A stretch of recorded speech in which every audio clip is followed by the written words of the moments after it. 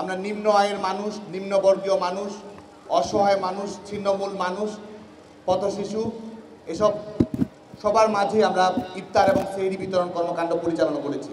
রমজান মাস ব্যাপী গোটা বাংলাদেশব্যাপী বাংলাদেশ ছাত্রলীগের নেতাকর্মীরা পরিচ্ছন্নতা অভিযান পরিচালনা করেছে। স্বল্প মূল্যে যেন নিত্য প্রয়োজনীয় দ্রব্যাদি দেওয়া যায়, কৃষকের কাছ থেকে সরাসরি পণ্য ক্রয় করে সেটি সাধারণ মানুষের মাঝে স্বল্প দামে বিক্রয় করার ব্যবস্থা বাংলাদেশ ছাত্রলীগের নেতাকর্মীরা পরিচালনা করেছে। আইটি ট্রেনিংয়ের ব্যবস্থা করেছে। সেই ধারাবাহিকতায় বাংলাদেশ ছাত্রলীগ আজকে এখানে ঈদ উপহার বিতরণ কর্মসূচি পালন করছে। এই ঈদকে কেন্দ্র করে আমাদের কর্মসূচি চলমান থাকবে। আজকে এখানে আমরা কিছু উপহার প্রদান করছি। শিশুদের মাঝে আমাদের উপহার সামগ্রী রয়েছে।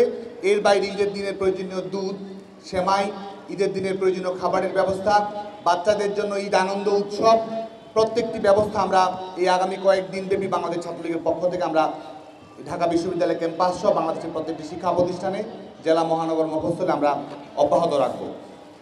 আজকে মাননীয় প্রধানমন্ত্রী বঙ্গবন্ধু দেশরত্ন শেখ হাসিনা, যিনি তার মানবিক কর্মকাণ্ডের জন্য মাদার অফ হিউম্যানিটি, যিনি জলবায়ু পরিবর্তনের বৈশ্বিক আন্দোলনে নেতৃত্ব দেওয়ার জন্য চ্যাম্পিয়ন অফ দ্য আর্থ, যিনি নারী পুরুষের ক্ষমতায়ন নিশ্চিত করার জন্য প্ল্যানেট 50-50 অ্যাওয়ার্ডে বিজয়ী হয়েছেন, আজকে তার অনুপ্রেরণায় আজকে আমরা এই ঈদ উপহার বিতরণ কর্মসূচি প্রদান করছি।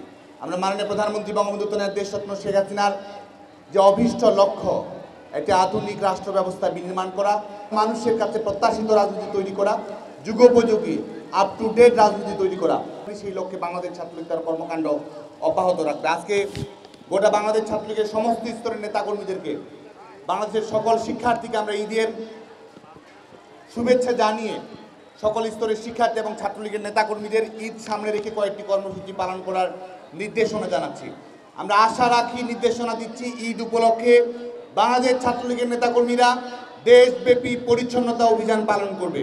দেশব্যাপী ঈদ উপহার বিতরণ, শিশুদের নিয়ে আনন্দ উৎসব, শিক্ষার্থী সংলাপ, নিরক্ষরতা অভিযান জোরদার করা, আমাদের গ্রামে যেসব শিক্ষার্থী থাকে তাদের জন্য আইসিটি ট্রেনিংয়ের ব্যবস্থা করা, মাদ্রাসার শিক্ষার্থীদের নিয়ে প্রশিক্ষণ কর্মসূচি পালন করা এবং একই সঙ্গে বাল্যবিবাহ, যৌতুক, মাদক বিরোধী ক্যাম্পেইন বাংলাদেশের প্রত্যেকটি অঞ্চলে পরিচালনা করার জন্য বাংলাদেশ ছাত্রলীগের সকল স্তরের নেতাকর্মীদেরকে নির্দেশনা দেওয়া হচ্ছে।